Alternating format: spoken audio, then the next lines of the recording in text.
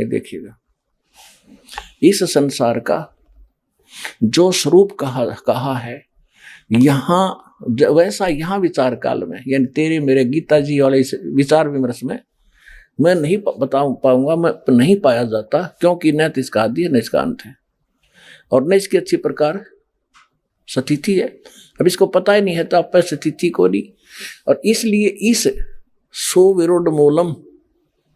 अस्वथम अति दृढ़, इसको छोड़ दो, अति दृढ़ मूल वाले यानी संसार रूपी पीपल के वृक्ष को असंग शस्त्र,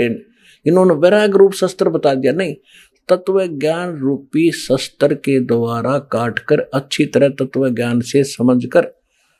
अब यहां सुविरूढ़ मूलम क्यों कहा कि इस परमात्मा की जो ऊपर का पोर्शन है, सतलोक अलखलोक अगमलोक अकय लोक अनामी लोक जिसको कहते हैं, जहां वो परमात्मा का जो स्थान है, जो मूल मालिक जहां रहता है, वो जड़ है सारे संसार की, जहां से सबकी उत्पत्ति हुई है, वो अविनाशी है। इसलिए कहा कि सुविरूढ़ मूलम,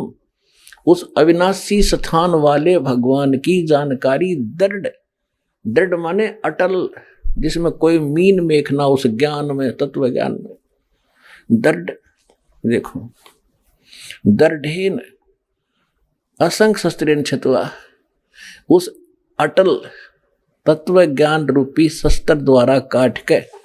यानी अज्ञान रूप में अज्ञान अंधकार में छुपी हुई इस गुत्थी को उस तत्व ज्ञान से समझकर, उसके पश्चात चौथा 15वें अध्याय का चौथा श्लोक देखिएगा। अब ये चौथा श्लोक है। उसके पश्चात यानी तत्वदर्शी संत मिल जा,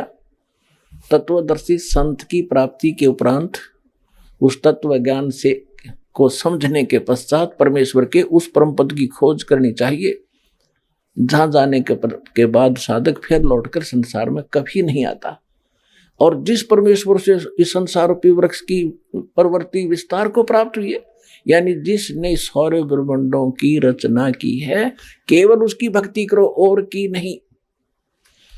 अपना आत्मा बालक नहीं, आपने कंप्यूटर तक चलाने आगे, इंटरनेट चला ले बालक, ये देख सिंपल सा ज्ञान अपने भगवान का दिया हुआ, इसको बहुत आसानी से समझेंगे। इसलिए आपको विद्वान बना, ताकि आप कोड वर्ड भी समझ जाओ, दास के मुख से निकलते समझने लग जाएंगे, तो इंटेलिजेंट मानो हो गया, और हम परमात्मा को समझेंगे आसानी से। अब देखिएगा, तत्पश्चात यानी उसके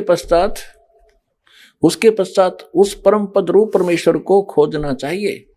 जिसमें गए हुए पुरुष यानी साधक फिर लौटकर संसार में नहीं आते, और जिस परमेश्वर से पुरातन संसार वृक्ष की प्रवृत्ति विस्तार को प्राप्त हुई है, यानी जिसने संसार रूपी वृक्ष की रचना की है सब ब्रह्मांडों की, उसी आदि पुरुष नारायण की मैं शरण हूं। गीता ज्ञानदाता कह रहा है कि इस प्रकार निश्चय करके उस परमेश्वर का मनन और निधिध्यासन करना चाहिए।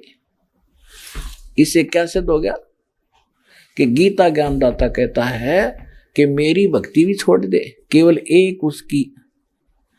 उसकी भक्ति उसकी पूजा कर, परपते माने पूजा करना। इससे सब निर्णय होता जा रहा है कि जिनको हम भगवान मानते थे वो भगवान कौन से थे, किस सत्र के थे,